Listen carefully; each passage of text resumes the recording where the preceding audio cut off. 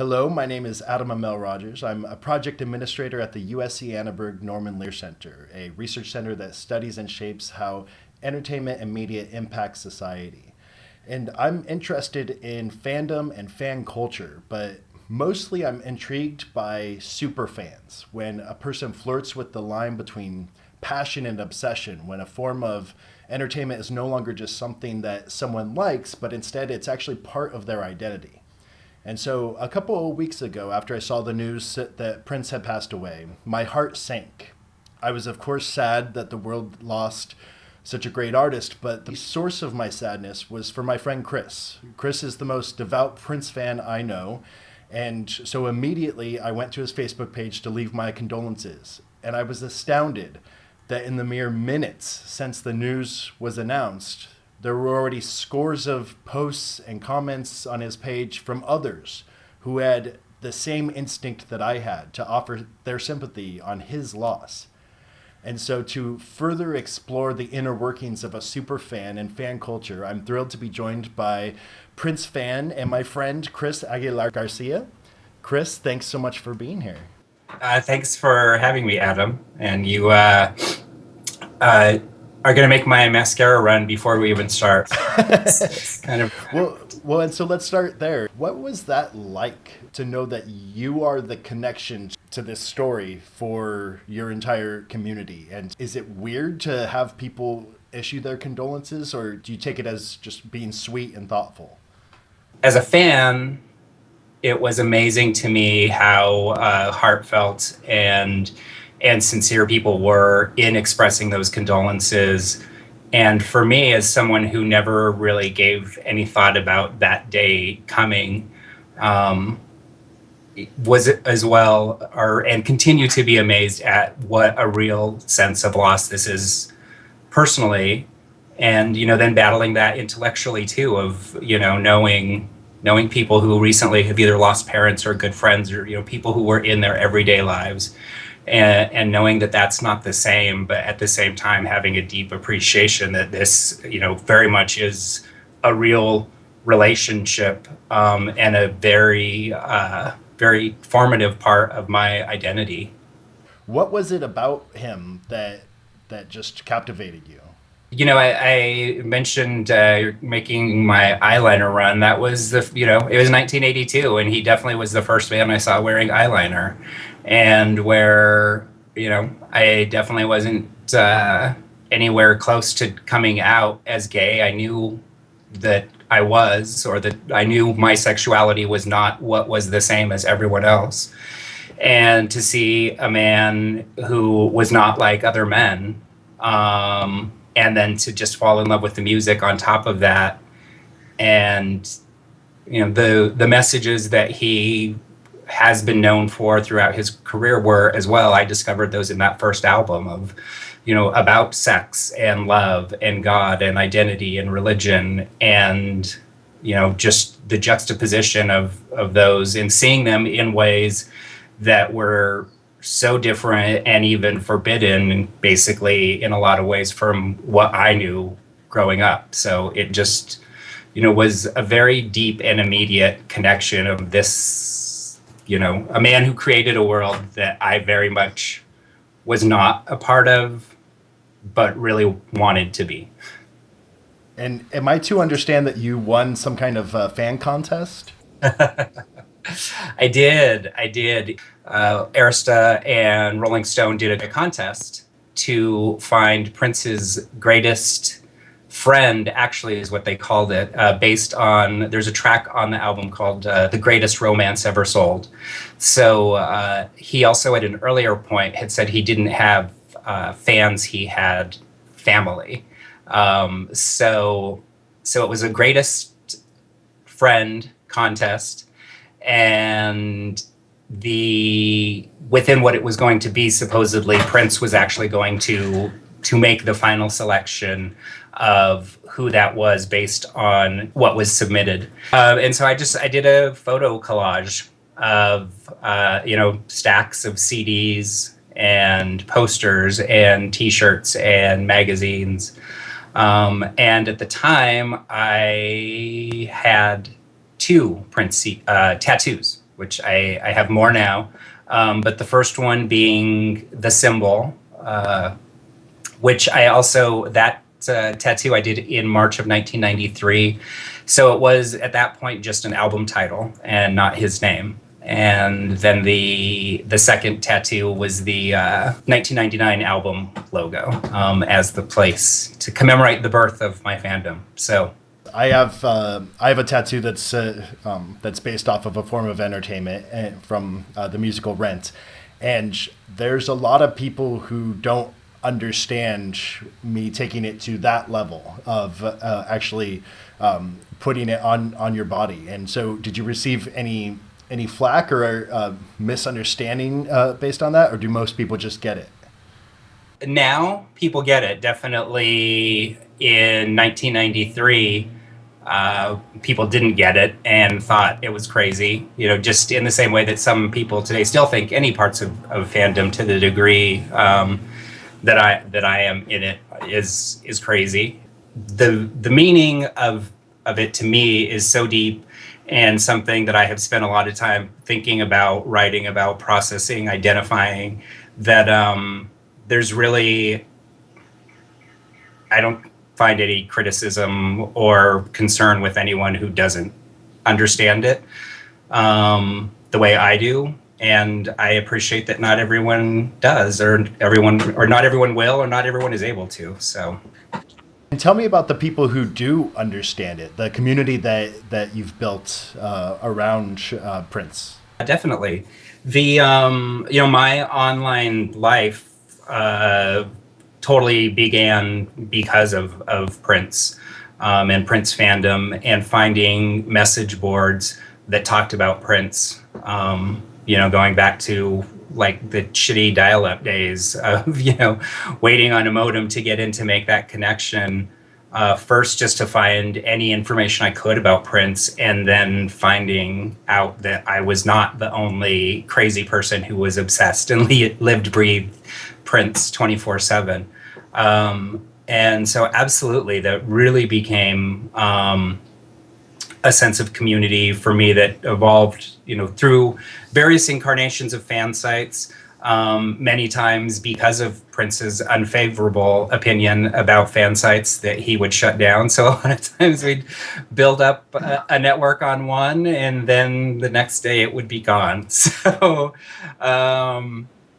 and in that way, he did a great job of making a really human relationship, because it was very easy to love and hate him at the same time. So, so let's get into that a little bit. It's sometimes hard when somebody who you devote so much time and energy to is either dismissive or not, doesn't live up to all of the standards that you'd like. Did he ever do that for you? Oh, absolutely. Unfortunately, in more ways than I would have liked.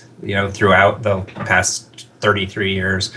Wow, like where to begin? I guess the first instance that really struck me was following the this 1999 era. 2000, he did a week-long celebration at Paisley Park. It was the first time that he opened up Paisley Park, and for 7 days we were able to go into Paisley Park and see the motorcycle from Purple Rain, or see his costumes on display, and it culminated the last night in a concert at the Northrop Auditorium at one of the college campuses in Minneapolis. And he held up like a diamond encrusted NPG necklace that he was wearing, showed it to the crowd, and asked either the crowd or a person if they wanted it, and said he wouldn't give it to them, or he would only give it to them if they would agree to not celebrate birthdays in line with his own newfound beliefs as a Jehovah's Witness. And then from the next, ask the question, how many times have you been born? You have been born once. You have one day of birth. And we knew online already that was the direction he was going. That was the first time to hear him speak, and to then begin to make reference to, you should do this as well. And as well, I think I blocked out whatever the specific quote was, but there was something along the lines of you need to do this, you need to follow this, it's the right way. And it was just so contrary to all of the reasons I fell in love with Prince, to say, here's a set of rules that you need to follow, and particularly around, rules that had to deal with sexuality and foul language and, just all of the things that made him stand out, and different. It was then really disheartening to see him so wholeheartedly embrace something and express an expectation or a desire for his fans to do the same. And so along those lines, you've spent much of your adult life fighting for LGBTQ equality, and I imagine it's important to you. And so he has kind of a complicated relationship with the gay community. And so how are you able to reconcile that?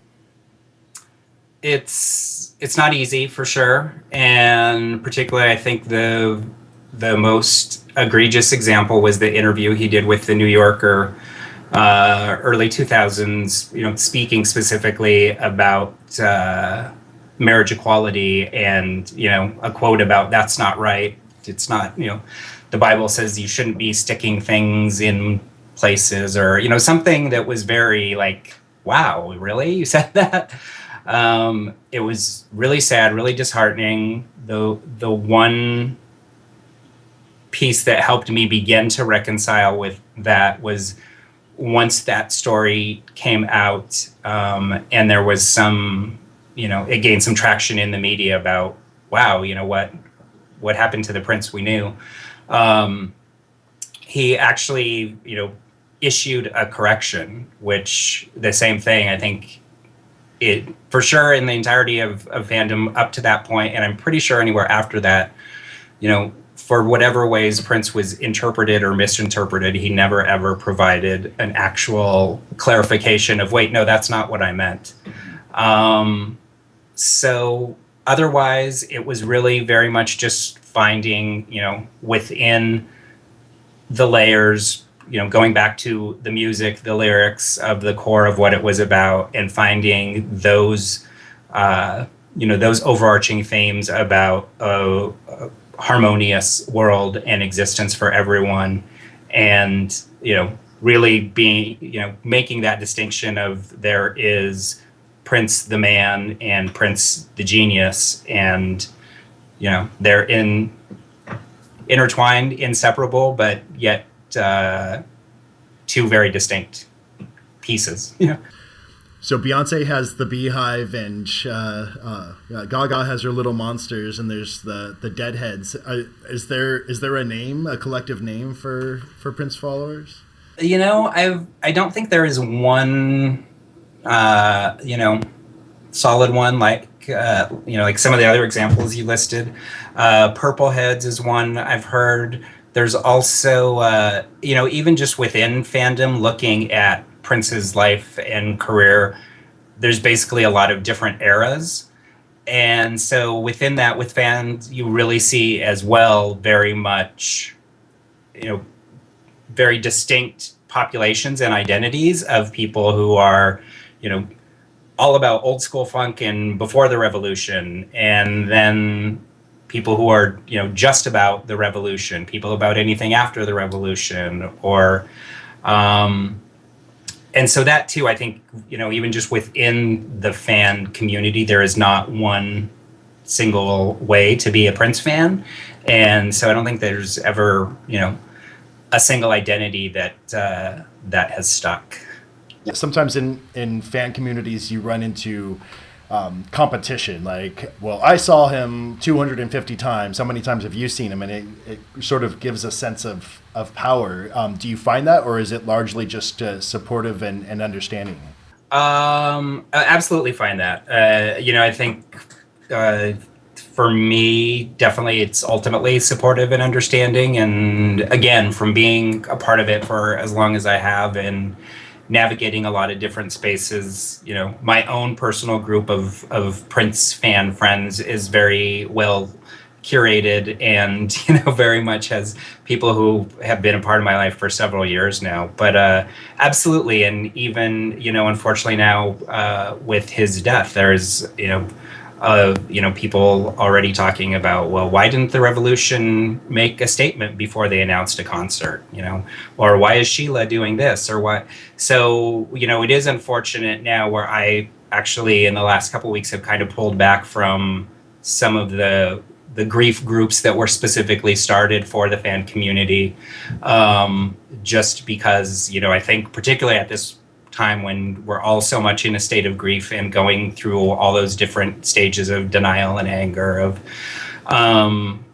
seeing just a lot of bickering, and I understand it, though. I understand the protectedness of we all have whatever that one piece was of Prince that is important to us, and we all want to protect that and cherish that. And I think another big thing that's happening in the fan community right now is criticism of Prince's new fans, people who just discovered him. In fact, that is one place where a name has come up. Thursday fans is what they are calling people who are just discovering Prince. And same thing, I definitely, there was a point where I was very precious about Prince, and was skeptical of anyone who, knew who came on board. But definitely as I've grown older, and I just, absolutely, anyone who likes Prince, I don't care if it's one song or, 720, I think it's great. So it's unfortunate that it was through his passing, but I love the fact that so many new people are discovering something beyond Purple Rain in 1999, and really seeing the genius of what he was able to do as a musician and a creator and a performer. It's a fantastic view to have, and a great perspective, because I imagine it is difficult when you feel something so deeply. You can be very protective over it. Something that I'm wondering is, I find a lot of spiritual and moral and life guidance in some of the entertainment that I consider myself a fan of. Do you find that with Prince? Have lyrics been a spiritual or moral guide in the past, or do you just take them as lyrics? How dare you? Just lyrics.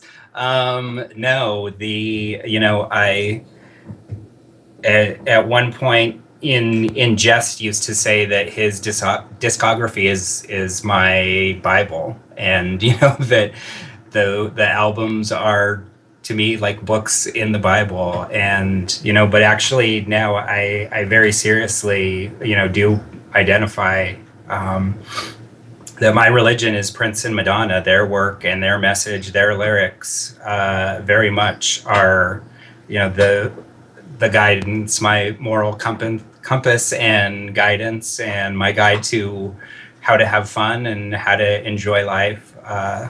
Absolutely. So much more than something that's just in the background when I'm listening to music. It is scripture.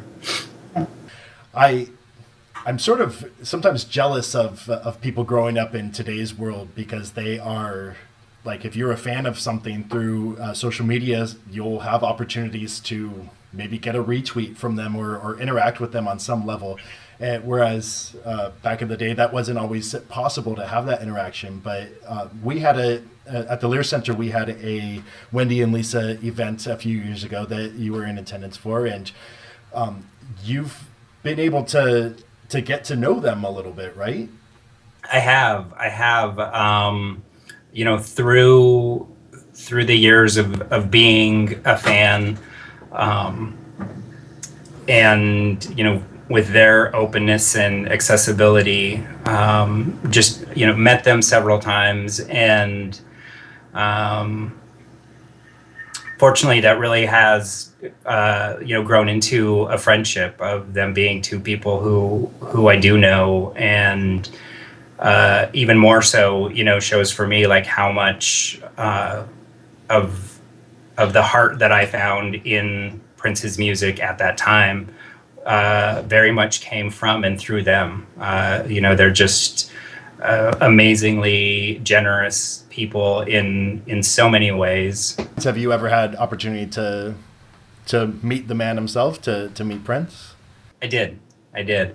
I actually worked for him as a video editor in the early 2000s. Needless to say, that was an absolute dream come true.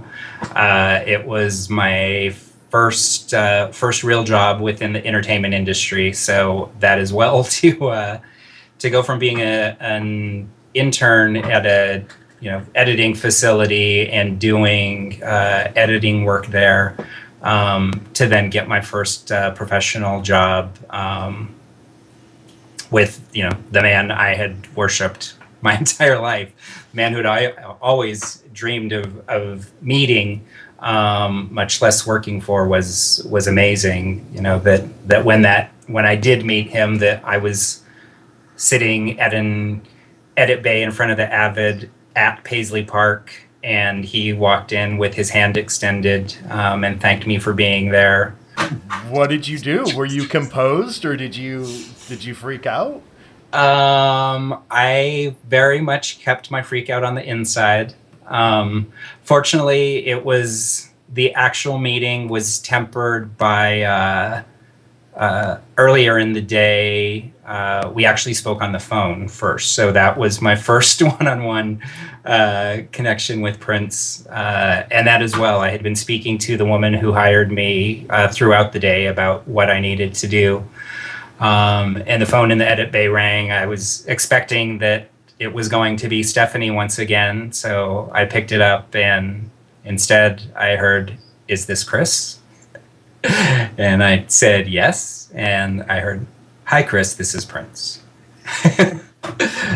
So yeah, it was pretty amazing to be sitting in a chair at Paisley Park on the phone with Prince, and then a couple hours later to actually meet him dressed in full Prince regalia with a purple embroidered 7 and on a lavender suit with matching pants. And it was really everything you would want and expect meeting Prince inside Paisley Park would be. And I want to close on, you mentioned that you just got back from Minneapolis. What prompted you to know that that's where you needed to be at this time, and what were your experiences like there? To the extent that I never really seriously thought about Prince dying, somewhere within that, I don't know if maybe from seeing Graceland tributes or something, but I don't know, in some, in a not real way, I just always thought that when Prince died that I would go to Paisley Park. That just seemed, in the way that that he has been like a spiritual mentor to me. And to take it back a step further, Paisley Park is known primarily now as the studio, as his complex, but it first was a song on Around the World in a Day, the album that came out after Purple Rain, and that song in particular was where I immediately fell in love with the album. And the whole idea of Paisley Park is this magical place where there are no rules and everyone is welcome. And in fact, I even at the time drew a sketch of what I wanted my eventual house to be, and it was going to be named Paisley Park. And I found a sheet from 1986 when I drew that with Paisley Park. And can you talk about the sign that you left there? When I posted on Facebook that I was going to be going to Minneapolis, within minutes, a friend of mine who lives in the Netherlands, which I guess that's another thing that I haven't specifically said, but this amazing network of Prince friends who I have, that mainly came through the Prince site, prince.org. We were always kind of like the bad kids of Prince fandom, of not being the authorized side and not always, just playing along to what Prince wanted the fan sites to do. But I have an amazing network of friends, not just online, but people around the world who we've traveled together and, just done a lot of amazing things with these folks. So I got a message from Marion asking me if I could write a note and put her name on it to leave at Paisley Park. And immediately then I just knew that was a great idea, and that was something that I wanted to share with, that entire network of people. Very much assuming when I started it or when I made that offer that would be, the people who would want to be included. But much to my surprise, when I posted it to, my entire friend group of saying, I'm in Minneapolis, I'm making a note, I'm going to put names on it. If you want your name, let me know. At the end of, by the time I actually got it to Paisley Park, there were over 300 individual names. I, of course, then added, Prince.org and a lot of the other, specific distinctions within fandom, to include people who I knew, may not have seen the post or not been able to participate. And yeah, I think much in the way that the way the entire world has really responded to this, on a personal level, that just really struck me of, all the, both people asking to do that, but the memories they shared with me, of how much a part of their life Prince was, even just tangentially, and that it was a part that mattered, and, that the grief around his passing was something that people wanted to be a part of, and where this has been, such an important part of my own identity and being a part of that community. It was being able to do that for other people was just felt like a really simple thing that allowed me to give back to a lot of people. And then in turn, just, making the sign and deciding what to do with it, that ended up being immensely therapeutic for me during those 4 days that I was in Minneapolis. Of that became my focus of, what I spent my time on.